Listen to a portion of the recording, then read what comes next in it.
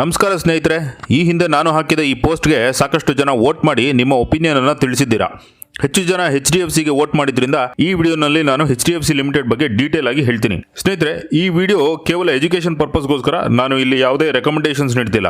ನಿಮ್ಮ ಇನ್ವೆಸ್ಟ್ಮೆಂಟ್ ಡಿಸಿಷನ್ಸ್ಗಳಿಗೆ ನೀವೇ ಜವಾಬ್ದಾರರಾಗಿರ್ತೀರಾ. ಸ್ನೇಹಿತರೆ, ಈ ವಿಡಿಯೋನಲ್ಲಿ HDFC ಲಿಮಿಟೆಡ್ನ ಹಿಸ್ಟ್ರಿ ಮತ್ತು ಅದರ ಬಿಸ್ನೆಸ್ ಮಾಡೆಲ್, HDFC ಲಿಮಿಟೆಡ್ನ ಮ್ಯಾನೇಜ್ಮೆಂಟ್ ಮತ್ತು ಅದರ ಬಿಸ್ನೆಸ್ ಪರ್ಫಾರ್ಮೆನ್ಸ್ ಹಾಗೂ ಅದರ ವ್ಯಾಲ್ಯೂಯೇಷನ್ ಇವೆಲ್ಲದರ ಬಗ್ಗೆ ಡೀಟೇಲ್ ಆಗಿ ಹೇಳ್ತೀನಿ. ಈ ವಿಡಿಯೋನಲ್ಲಿ ನೀವು HDFC ಲಿಮಿಟೆಡ್ ಬಗ್ಗೆ ಇದುವರೆಗೂ ಎಲ್ಲೂ ಕೇಳದೇ ಇರೋ ಇಂಟ್ರೆಸ್ಟಿಂಗ್ ವಿಷಯಗಳನ್ನ ವಿವರವಾಗಿ ಹೇಳ್ತೀನಿ. ಹಾಗೂ ಈ ವಿಡಿಯೋನ ಕೊನೆಯ ಭಾಗದಲ್ಲಿ ಈ ಕಂಪನಿಯಲ್ಲಿ ಇನ್ವೆಸ್ಟ್ ಮಾಡಬೇಕು ಅನ್ನೋರಿಗೆ ಒಂದು ಪ್ರಮುಖ ಮಾಹಿತಿ ನೀಡಿದ್ದೀನಿ. ಹಾಗಾಗಿ ಈ ವಿಡಿಯೋನ ಕಡೆಯವರೆಗೂ ನೋಡಿ. ಸ್ನೇಹಿತರೆ, ಇಲ್ಲಿ ನಾನು HDFC ಲಿಮಿಟೆಡ್ ಬಗ್ಗೆ ಹೇಳ್ತಿದ್ದೀನಿ, HDFC ಬ್ಯಾಂಕ್ ಬಗ್ಗೆ ಅಲ್ಲ. ಹಾಗಾಗಿ ಕನ್ಫ್ಯೂಸ್ ಮಾಡ್ಕೋಬೇಡಿ. ಸ್ನೇಹಿತರೆ, ಈ ವಿಡಿಯೋನ ಶುರು ಮಾಡೋದಕ್ಕೂ ಮುಂಚೆ ನೀವಿನ್ನೂ ನಮ್ಮ ಚಾನಲ್ ಅನ್ನು ಸಬ್ಸ್ಕ್ರೈಬ್ ಮಾಡ್ಕೊಂಡಿಲ್ಲ ಅಂದ್ರೆ ಮರಿದಿರ ನಮ್ಮ ಚಾನಲ್ ಅನ್ನು ಸಬ್ಸ್ಕ್ರೈಬ್ ಮಾಡ್ಕೊಳ್ಳಿ. ಹಾಗೆ ಹೊಸ ವಿಡಿಯೋಗಳ ಅಪ್ಡೇಟ್ಸ್ಗಳಿಗಾಗಿ ಬೆಲ್ ಐಕಾನ್ ಅನ್ನು ಪ್ರೆಸ್ ಮಾಡೋದನ್ನ ಮರಿಬೇಡಿ. ಸ್ನೇಹಿತರೆ, ಹಾಗಾದ್ರೆ ಬನ್ನಿ ಶುರು ಮಾಡೋಣ. ನಾನು ನಿಮ್ಮ ರಾಕೇಶ್, ನೀವು ನೋಡ್ತಾ ಇದ್ರೆ ಆಸ್ಪೈರಿಂಗ್ ಇಂಡಿಯನ್ ಚಾನಲ್. ಸ್ನೇಹಿತರೆ, HDFC ಲಿಮಿಟೆಡ್ ಕಂಪನಿ ಶುರುವಾಗಿದ್ದು 1977ರಲ್ಲಿ. ಶ್ರೀ ಹಸ್ಮುಖ್ ಠಾಕೂರ್ ದಾಸ್ ಪಾರೇಖ್ ಅವರು ಈ ಕಂಪನಿಯ ಫೌಂಡರ್. ಇವರು ಲಂಡನ್ ಸ್ಕೂಲ್ ಆಫ್ ಎಕನಾಮಿಕ್ಸ್ ನಲ್ಲಿ ಬ್ಯಾಂಕಿಂಗ್ ಅಂಡ್ ಫೈನಾನ್ಸ್ ನಲ್ಲಿ ಪೋಸ್ಟ್ ಗ್ರಾಜುಯೇಷನ್ ಅನ್ನು ಕಂಪ್ಲೀಟ್ ಮಾಡಿಕೊಂಡ್ರು. ಇವರು ಈ ಕಂಪನಿಯನ್ನ ಸ್ಥಾಪಿಸಿದ್ದು ಅವರ 66ನೇ ವಯಸ್ಸಿನಲ್ಲಿ. ಅದಕ್ಕೂ ಮುಂಚೆ ಅವರು ICICI ಬ್ಯಾಂಕ್ ನಲ್ಲಿ ಕೆಲಸ ಮಾಡ್ತಿದ್ರು. ನಂತರ ಅದೇ ಕಂಪನಿಯ ಚೇರ್ಮನ್ ಆಗಿ ಕೂಡ ಕಾರ್ಯನಿರ್ವಹಿಸಿದ್ರು. ನಮ್ಮ ಮಾಜಿ ಪ್ರಧಾನಮಂತ್ರಿ ಮನಮೋಹನ್ ಸಿಂಗ್ ಅವರು ಆಗಿನ ಫೈನಾನ್ಸ್ ಸೆಕ್ರೆಟರಿ ಆಗಿದ್ರು. ಅವರು ಈ ಹಸ್ಮುಖ್ ದಾಸ್ ಪಾರೇಖ್ ಹತ್ರ ಒಂದ್ಸಾರಿ ನಿಮ್ಮ HDFC ಲಿಮಿಟೆಡ್ ಒಂದು ಹೊಸ ಕಂಪನಿ, ಇದು ಕ್ಲಿಕ್ ಆಗೋದೇ ಡೌಟು ಅಂತ ಅಂದಿದ್ರು. ಆದರೆ ಹಸ್ಮುಖ್ ದಾಸ್ ಅವರು ತಮ್ಮ ಸತತ ಪರಿಶ್ರಮದಿಂದ ಈ ಕಂಪನಿಯನ್ನ ಬಹಳ ಎತ್ತರಕ್ಕೆ ಕೊಂಡೋಗಿದ್ದಾರೆ. ಸ್ನೇಹಿತರೆ, ಈಗ ಈ ಕಂಪನಿಯನ್ನ ಮುನ್ನಡೆಸ್ತಿರೋದು ಅವರಷ್ಟೇ ದಕ್ಷ ಹಾಗೂ ಪ್ರಬಲ ವ್ಯಕ್ತಿ ದೀಪಕ್ ಪಾರೇಖ್ ಅವರು 1978ರಲ್ಲಿ HDFC ಲಿಮಿಟೆಡ್ ನ ಸೇರ್ಕೊಂಡ್ರು. ಈಗ ಅವರು ಈ ಕಂಪನಿಯ ಚೇರ್ಮನ್ ಆಗಿ ಕಾರ್ಯನಿರ್ವಹಿಸುತ್ತಿದ್ದಾರೆ. ಇವರು ಇದೊಂದೇ ಅಲ್ದಿರ IDFC, ಗ್ಲಾಕ್ಸೋ ಇಂಡಿಯಾ, ಮಹೀಂದ್ರಾ ಅಂಡ್ ಮಹೀಂದ್ರಾನಂತ ಹಲವಾರು ಕಂಪನಿಗಳ ಬೋರ್ಡ್ ಮೆಂಬರ್ ಆಗಿ ಕೂಡ ಕಾರ್ಯನಿರ್ವಹಿಸಿದ್ದಾರೆ. ನಮ್ಮ RBI ಹಾಗೂ ಗವರ್ಮೆಂಟ್ ಆಫ್ ಇಂಡಿಯಾ ಕೂಡ ಇವರನ್ನ ಹಲವಾರು ಕಮಿಟಿಗಳ ಲೀಡರ್ ಆಗಿ ಹಾಗೂ ಮೆಂಬರ್ ಆಗಿ ನೇಮಕ ಮಾಡಿಕೊಂಡಿದ್ದಾರೆ. ಇದೆಲ್ಲ ನೋಡಿದ್ರೆ ಇವರ ಕಾರ್ಯಕ್ಷಮತೆ ಬಗ್ಗೆ ಒಬ್ಬ ಇನ್ವೆಸ್ಟರ್ ಆಗಿ ನಮಗೂ ಕೂಡ HDFC ಲಿಮಿಟೆಡ್ ನಂತ ಕಂಪನಿ ಮೇಲೆ ಕಾನ್ಫಿಡೆನ್ಸ್ ಹೆಚ್ಚಾಗುತ್ತೆ.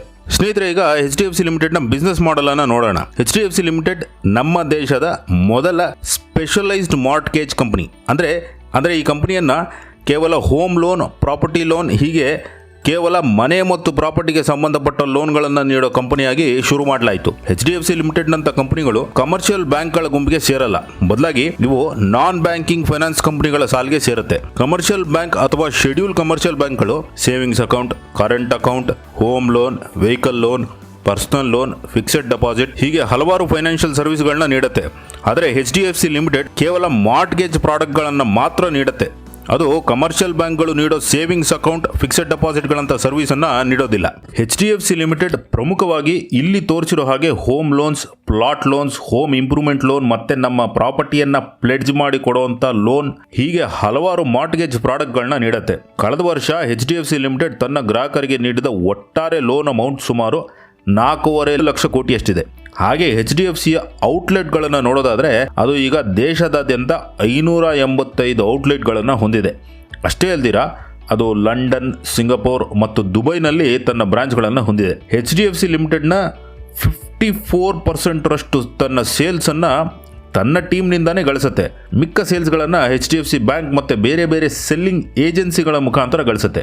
HDFC ಲಿಮಿಟೆಡ್ ಸ್ಥಾಪನೆಯಾದ ನಂತರ ಇನ್ನು ಹಲವಾರು ಗ್ರೂಪ್ ಕಂಪನಿಗಳು ಸ್ಥಾಪನೆ ಆಯಿತು. ಇಲ್ಲಿ ತೋರಿಸಿರೋ ಹಾಗೆ ಮೊದಲು HDFC ಬ್ಯಾಂಕ್ ಶುರು ಆಯಿತು. HDFC ಬ್ಯಾಂಕ್ ಒಂದು ಕಮರ್ಷಿಯಲ್ ಬ್ಯಾಂಕ್, ಅಂದ್ರೆ ಅದೇ ICICI, SBI, ಆಕ್ಸಿಸ್ ಬ್ಯಾಂಕ್ಸ್ಗಳ ತರ ಎಲ್ಲ ಬ್ಯಾಂಕಿಂಗ್ ಸರ್ವಿಸ್ಗಳನ್ನು ನೀಡುತ್ತೆ. ಇದರ ಜೊತೆಗೆ HDFC standard life insurance, HDFC mutual fund, HDFC Ergo general insurance, ಹೀಗೆ ಹಲವಾರು ಕಂಪನಿಗಳು HDFCಯ ಗ್ರೂಪ್ ಕಂಪನಿಗೆ ಸೇರುತ್ತೆ.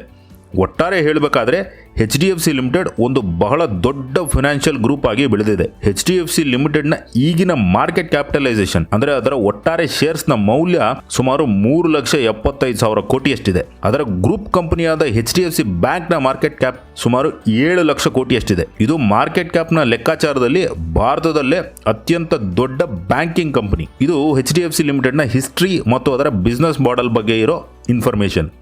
ಈಗ HDFC ಲಿಮಿಟೆಡ್ನ ಫೈನಾನ್ಷಿಯಲ್ ಪರ್ಫಾರ್ಮೆನ್ಸ್ ಹೇಗಿದೆ ಅನ್ನೋದನ್ನ ನೋಡೋಣ. ಸ್ನೇಹಿತರೆ, ಯಾವುದೇ ಒಂದು ಬ್ಯಾಂಕಿಂಗ್ ಅಥವಾ ಫೈನಾನ್ಸಿಂಗ್ ಕಂಪನಿಯ ಪರ್ಫಾರ್ಮೆನ್ಸ್ ಅನ್ನ ನೆಟ್ ಇಂಟ್ರೆಸ್ಟ್ ಇನ್ಕಮ್ ಮುಖಾಂತರ ನಾವು ಅಳಿಬಹುದು. ಒಂದು ಫೈನಾನ್ಸ್ ಕಂಪನಿ ಅಂದ್ರೆ ಅದರಲ್ಲಿ ಕಂಪ್ನಿಗೆ ಇಂಟ್ರೆಸ್ಟ್ ಕೊಡುವಂಥ ಅಸೆಟ್ಗಳಿರುತ್ತೆ. ಅಂದರೆ ನಾವು ಒಂದು ಫೈನಾನ್ಸ್ ಕಂಪ್ನಿನಲ್ಲಿ ಕಂಪ್ನಿಗೆ ಇಂಟ್ರೆಸ್ಟ್ ಕೊಡುವಂಥ ಅಸೆಟ್ಗಳಿರುತ್ತೆ. ಅದನ್ನೇ ನಾವು ಇಂಟ್ರೆಸ್ಟ್ ಬೇರಿಂಗ್ ಇನ್ಸ್ಟ್ರೂಮೆಂಟ್ಸ್ ಅಂತ ಕರಿತೀವಿ. ಇಲ್ಲಿ HDFC ಲಿಮಿಟೆಡ್ ತನ್ನ ಗ್ರಾಹಕರಿಗೆ ಕೊಡೋ ಲೋನನ್ನು ಪ್ರಮುಖವಾಗಿ ಇಂಟ್ರೆಸ್ಟ್ ಬೇರಿಂಗ್ ಅಸೆಟ್ಸ್ ಅಂತ ಕರಿಬೋದು. ಅದರಿಂದ ಬರೋ ಇಂಟ್ರೆಸ್ಟನ್ನು ಇಂಟ್ರೆಸ್ಟ್ ಇನ್ಕಮ್ ಅಂತ ಕರಿತೀವಿ. ಅದೇ ರೀತಿ ಆ ಕಂಪನಿ ತನ್ನ ಬಿಸ್ನೆಸ್ ಅನ್ನು ನಡೆಸೋದಕ್ಕೆ ಸಾಲ ತಗೊಂಡಿರುತ್ತೆ, ಅದನ್ನು ನಾವು ಇಂಟ್ರೆಸ್ಟ್ ಬೇರಿಂಗ್ ಲಯಬಿಲಿಟೀಸ್ ಅಂತೀವಿ. ಈ ಲಯಬಿಲಿಟೀಸ್ ಮೇಲೆ ಕಟ್ಟಬೇಕಿರೋ ಇಂಟ್ರೆಸ್ಟನ್ನು ಇಂಟ್ರೆಸ್ಟ್ ಎಕ್ಸ್ಪೆನ್ಸಸ್ ಅಂತ ಕರಿತೀವಿ. ನೆಟ್ ಇಂಟ್ರೆಸ್ಟ್ ಇನ್ಕಮನ್ನು ಕ್ಯಾಲ್ಕುಲೇಟ್ ಮಾಡಬೇಕಾದ್ರೆ ಇಂಟ್ರೆಸ್ಟ್ ಇನ್ಕಮ್ನಿಂದ ಇಂಟ್ರೆಸ್ಟ್ ಎಕ್ಸ್ಪೆನ್ಸಸ್ಸನ್ನು ಮೈನಸ್ ಮಾಡಬೇಕು. ನಮ್ಮ ದೇಶದ 5 ದೊಡ್ಡ ಪ್ರಮುಖ ಬ್ಯಾಂಕ್ಗಳ ಕಳೆದ ವರ್ಷದ ನೆಟ್ ಇಂಟ್ರೆಸ್ಟ್ ಇನ್ಕಮ್ ಅನ್ನ ಕಂಪ್ಯಾರಿಸನ್ ಅನ್ನ ಇಲ್ಲಿ ತೋರಿಸಿದ್ದೀನಿ. ಇಲ್ಲಿ HDFC ಲಿಮಿಟೆಡ್ ನ ನೆಟ್ ಇಂಟ್ರೆಸ್ಟ್ ಇನ್ಕಮ್ ಬೇರೆ ಬ್ಯಾಂಕ್ಗಳಿಗಿಂತ ಕಡಿಮೆ ಇದೆ. ಆದರೆ ಇಲ್ಲಿ ಒಂದು ವಿಚಾರ ಗಮನಿಸಬೇಕಿರೋದೇನೆಂದ್ರೆ HDFC ಲಿಮಿಟೆಡ್ ಕೇವಲ ಹೌಸಿಂಗ್ ಫೈನಾನ್ಸ್ ಮಾತ್ರ ಮಾಡುತ್ತೆ, ಮಿಕ್ಕೆಲ್ಲ ಬ್ಯಾಂಕ್ಗಳು ಕಮರ್ಷಿಯಲ್ ಬ್ಯಾಂಕ್ಗಳಾಗಿದೆ. ಆದರೂ ಇಲ್ಲಿ ಒಟ್ಟಾರೆ ನೋಡಿದಾಗ HDFC ಲಿಮಿಟೆಡ್ ಮತ್ತು HDFC ಬ್ಯಾಂಕ್ನ ನೆಟ್ ಇಂಟ್ರೆಸ್ಟ್ ಇನ್ಕಮ್ ಮಿಕ್ಕೆಲ್ಲ ಬ್ಯಾಂಕ್ಗಳಿಗಿಂತ ಹೆಚ್ಚಿದೆ. ಹಾಗೂ HDFCಯ ನೆಟ್ ಇಂಟ್ರೆಸ್ಟ್ ಇನ್ಕಮ್ನ ಗ್ರೋತ್ ರೇಟ್ ಕೂಡ ಬೇರೆ ಬ್ಯಾಂಕ್ಗಳಿಗೆ ಸರಿಸಮನಾಗಿದೆ. ನೆಟ್ ಇಂಟ್ರೆಸ್ಟ್ ಇನ್ಕಮ್ ನೋಡಿದಾಗ ನಮಗೆ ಹೆಚ್ಚು ಇನ್ಫಾರ್ಮೇಷನ್ ಸಿಗೋದಿಲ್ಲ. ಹಾಗಾಗಿ ನೆಟ್ ಇಂಟ್ರೆಸ್ಟ್ ಮಾರ್ಜಿನ್ ಅನ್ನು ನಾವು ನೋಡಿದ್ರೆ ನಮಗೆ ಬ್ಯಾಂಕ್ಗಳ ರಿಯಲ್ ಪರ್ಫಾರ್ಮೆನ್ಸ್ ಗೊತ್ತಾಗುತ್ತೆ. ನೆಟ್ ಇಂಟ್ರೆಸ್ಟ್ ಇನ್ಕಮ್ ಅನ್ನು ಆವರೇಜ್ ಇನ್ಕಮ್ ಅರ್ನಿಂಗ್ ಅಸೆಟ್ನಿಂದ ಡಿವೈಡ್ ಮಾಡಿದ್ರೆ ನೆಟ್ ಇಂಟ್ರೆಸ್ಟ್ ಮಾರ್ಜಿನ್ ಸಿಗುತ್ತೆ. ತನ್ನ ಬಳಿ ಇರೋ ಅಸೆಟ್ನಿಂದ ಒಂದು ಬ್ಯಾಂಕ್ ಎಷ್ಟು ಪರ್ಸೆಂಟೇಜ್ ಇಂಟ್ರೆಸ್ಟ್ ಇನ್ಕಮ್ ಅನ್ನು ಜನರೇಟ್ ಮಾಡ್ತಿದೆ ಅನ್ನೋದನ್ನ ಈ ನೆಟ್ ಇಂಟ್ರೆಸ್ಟ್ ಮಾರ್ಜಿನ್ ಹೇಳುತ್ತೆ. ಈ ನೆಟ್ ಇಂಟ್ರೆಸ್ಟ್ ಮಾರ್ಜಿನ್ ಹೆಚ್ಚಿದ್ದಷ್ಟು ಒಳ್ಳೆಯದು. ಮತ್ತದೇ 5 ಬ್ಯಾಂಕ್ಗಳ ನೆಟ್ ಇಂಟ್ರೆಸ್ಟ್ ಮಾರ್ಜಿನ್ ಅನ್ನು ಗಮನಿಸಿದಾಗ ಇಲ್ಲಿ ಕೂಡ HDFC ಬ್ಯಾಂಕ್ ಮತ್ತು HDFC ಲಿಮಿಟೆಡ್ನ ಮಾರ್ಜಿನ್ಗಳು ಹೆಚ್ಚಾಗಿರೋದು ಕಂಡು ಬರುತ್ತೆ. ಅಂದರೆ ಬೇರೆ ಬ್ಯಾಂಕ್ಗಳಿಗೆ ಕಂಪೇರ್ ಮಾಡಿದಾಗ ತನ್ನ ಅಸೆಟ್ ಮೇಲೆ ಹೆಚ್ಚು ರಿಟರ್ನ್ಸ್ ಅನ್ನು ಈ ಬ್ಯಾಂಕ್ಗಳು ಗಳಿಸ್ತಿದೆ.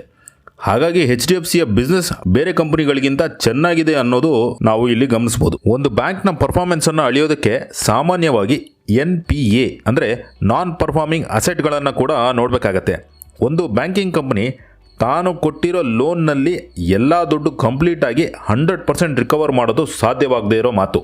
ಯಾಕಂದರೆ ಸ್ವಲ್ಪ ಪ್ರಮಾಣದಲ್ಲಿ ಯಾರಾದರೂ ಲೋನ್ ತೀರಿಸದೇ ಇರೋರು ಇದ್ದೇ ಇರ್ತಾರೆ. ಅಂತ ಕಟ್ಟದೇ ಇರೋ ಲೋನನ್ನು ಡಿಫಾಲ್ಟ್ ಅಂತ ಕರಿತೀವಿ.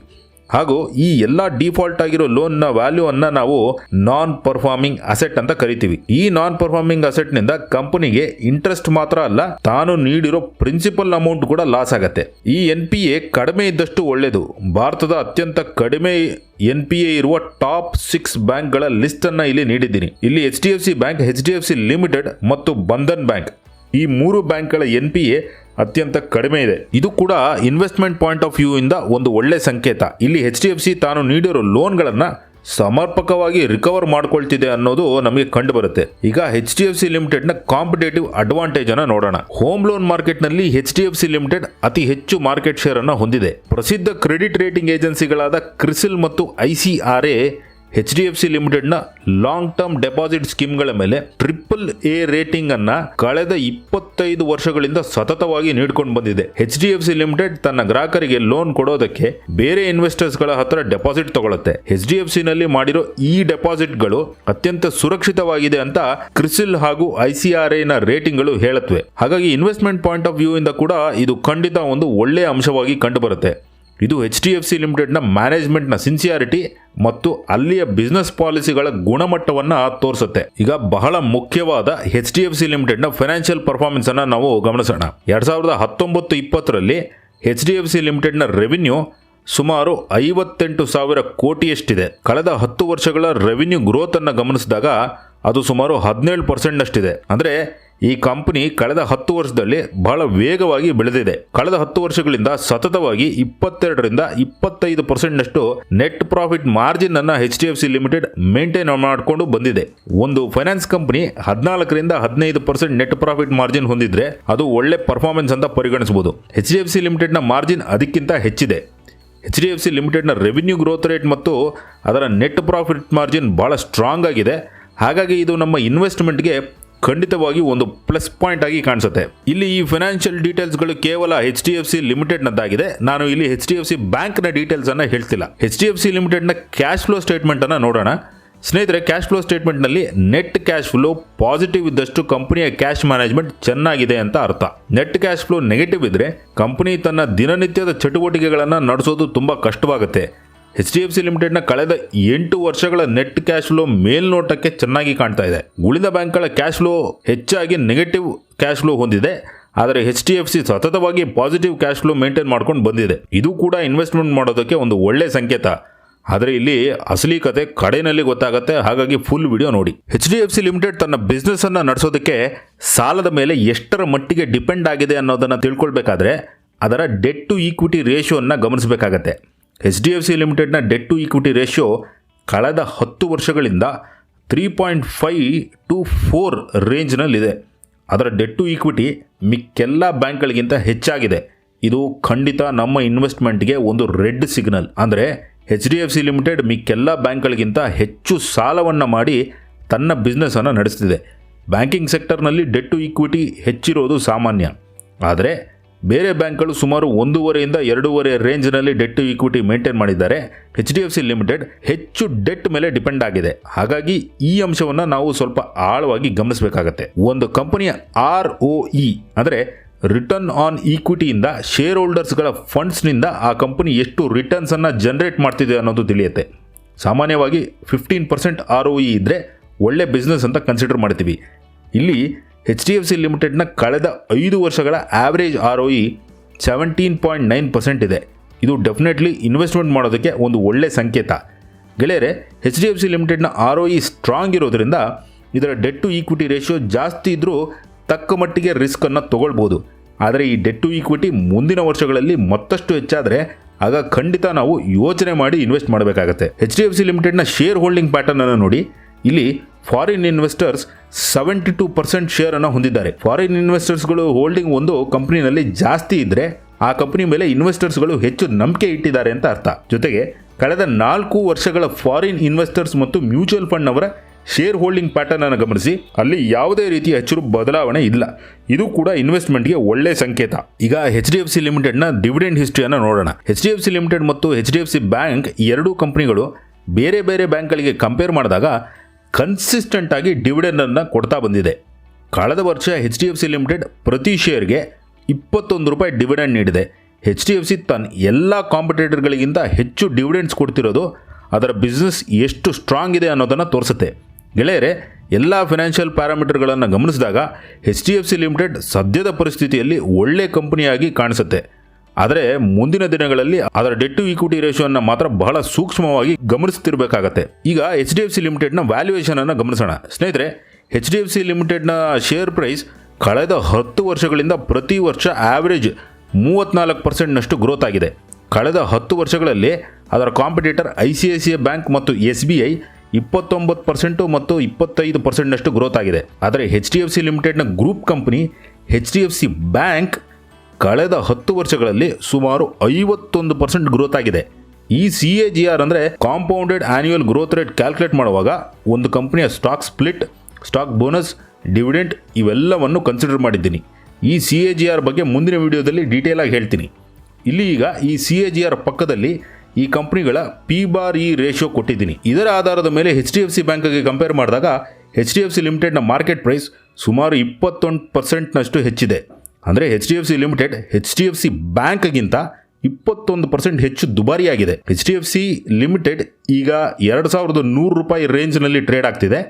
ನನ್ನ ಅನಾಲಿಸಿಸ್ ಪ್ರಕಾರ ಇದರ ರಿಯಲ್ ವ್ಯಾಲ್ಯೂ 1650 1700 ರೂಪಾಯಿಯಷ್ಟಿದೆ. ಹಾಗಾಗಿ ಈಗಿನ ಪ್ರೈಸ್ನಲ್ಲಿ HDFC ಲಿಮಿಟೆಡ್ನ ಶೇರನ್ನು ಖರೀದಿ ಮಾಡ್ದಿರಾ ಅದರ ವ್ಯಾಲ್ಯೂ ಕಡಿಮೆ ಆದಾಗ ಅದರಲ್ಲಿ ಇನ್ವೆಸ್ಟ್ ಮಾಡೋದು ಒಳ್ಳೆಯದು. ಸ್ನೇಹಿತರೆ, ಒಟ್ಟಾರೆ ಹೇಳಬೇಕಾದ್ರೆ HDFC ಲಿಮಿಟೆಡ್ ಇನ್ವೆಸ್ಟ್ಮೆಂಟ್ಗೆ ಒಳ್ಳೆ ಕಂಪನಿ.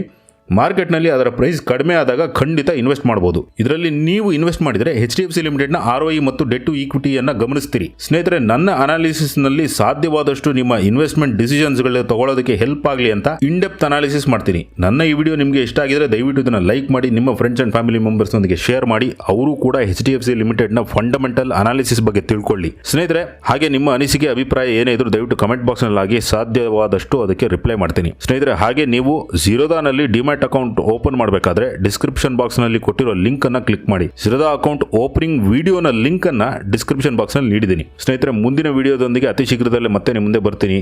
ಜೈ ಹಿಂದ್, ಜೈ ಕರ್ನಾಟಕ.